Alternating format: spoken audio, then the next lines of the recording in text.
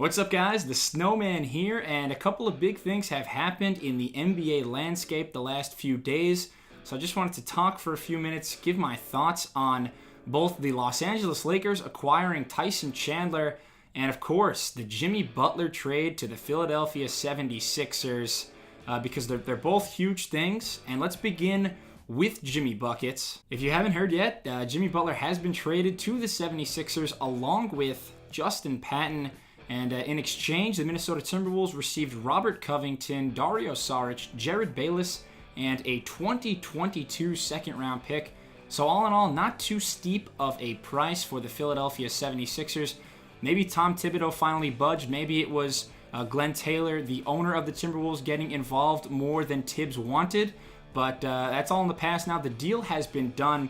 So I really want to focus on the 76ers today and how this trade is going to impact them. I believe Butler is going to do so many things for the 76ers. He's a two-way, do-it-all wing star, and he leads the NBA in fourth quarter scoring this year despite not playing in every single game for the Timberwolves. The 76ers, on the other hand, they were dead last in that category, fourth quarter offensive efficiency last year.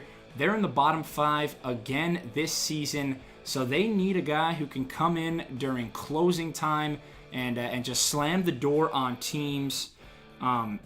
Butler's going to provide a veteran presence, 38% shooting from three-point range this year, which is a career best for Jimmy Butler.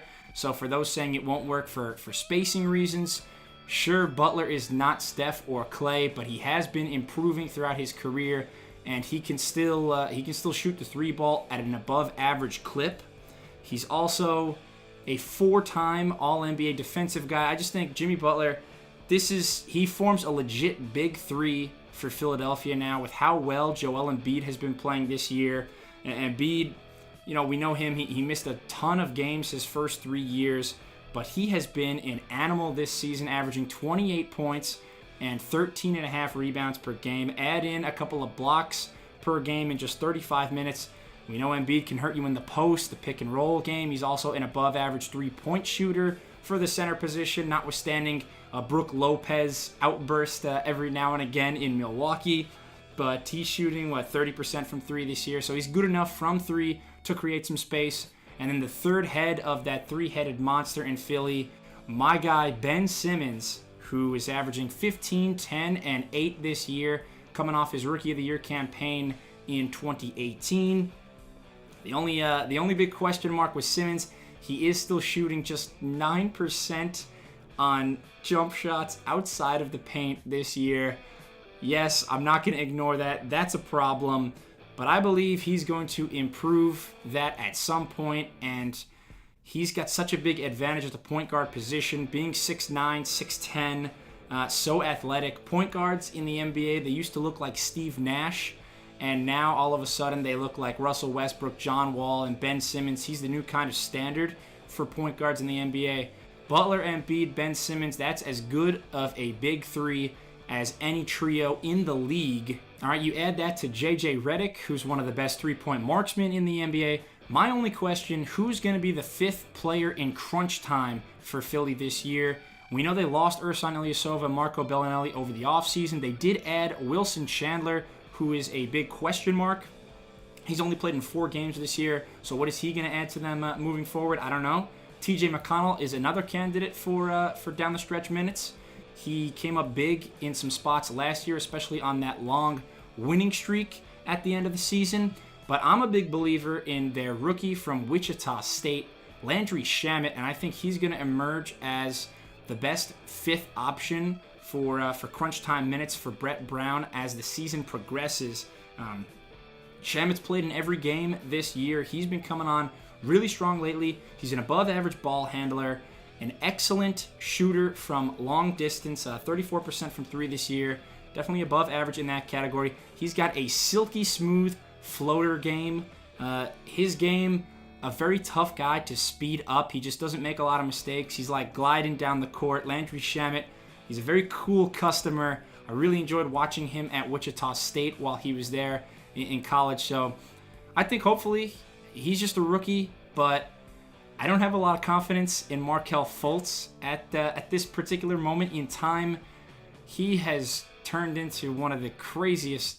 I mean, don't get me wrong. There's been a ton of crazy storylines in the NBA over the last year plus, with Kawhi, with Rockets Clippers tunnel fights, with everything.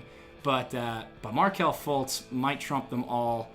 I don't think he's going to be that fifth guy that Brett Brown can lean on in crunch time. I'm hoping it's Shamet, but regardless, Jimmy Buckets is going to bring so much to this team. He's got no weakness. If you just check all the boxes, I mean, he pretty much hits them all.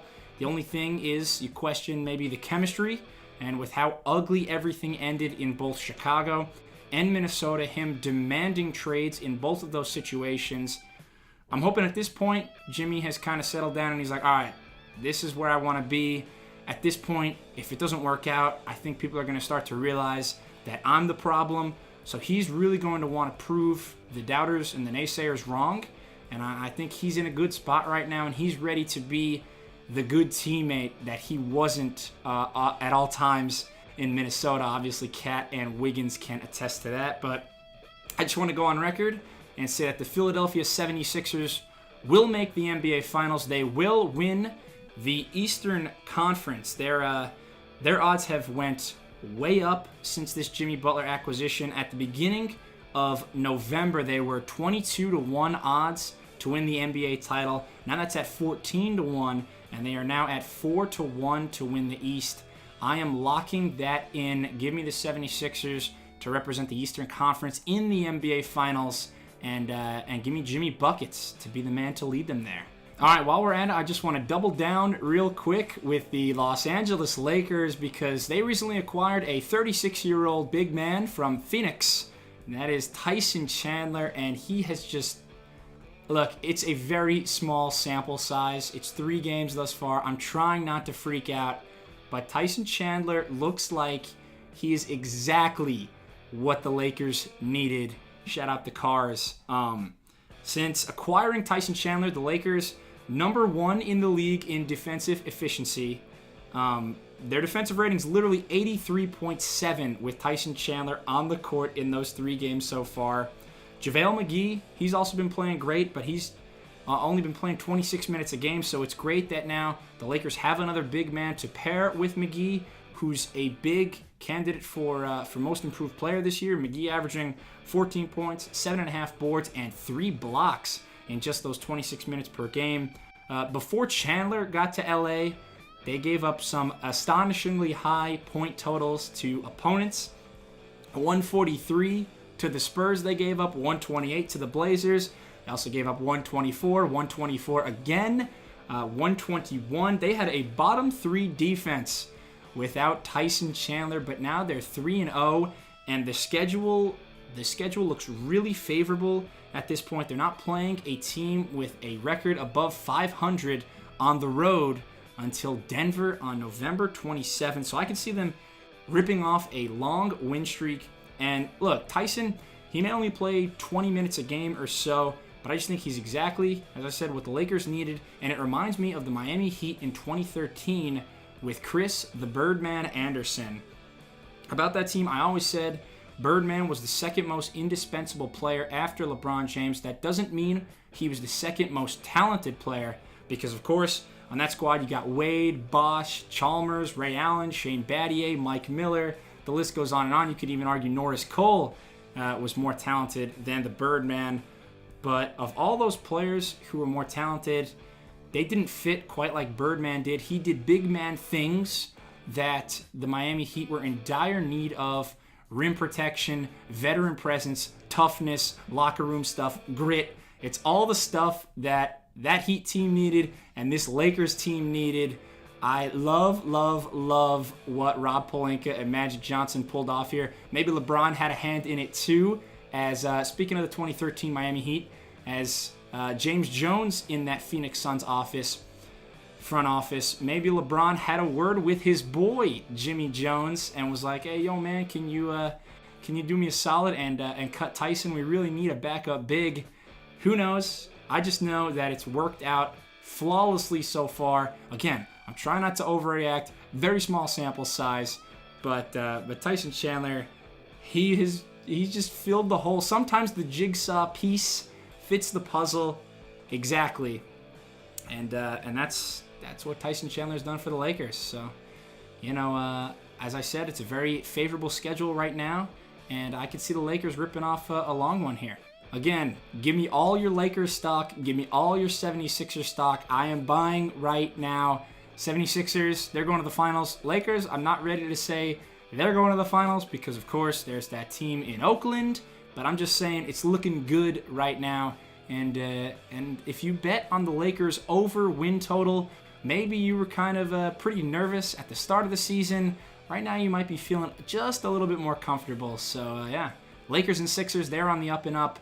Jimmy Buckets, Tyson Chandler, good things happening with those two teams. All right, if you enjoyed this video, please subscribe to the Snowman Sports Media. Let me know what you think of the Jimmy and Tyson Chandler situations. Other than that, though, I'll be back soon, and happy hoops.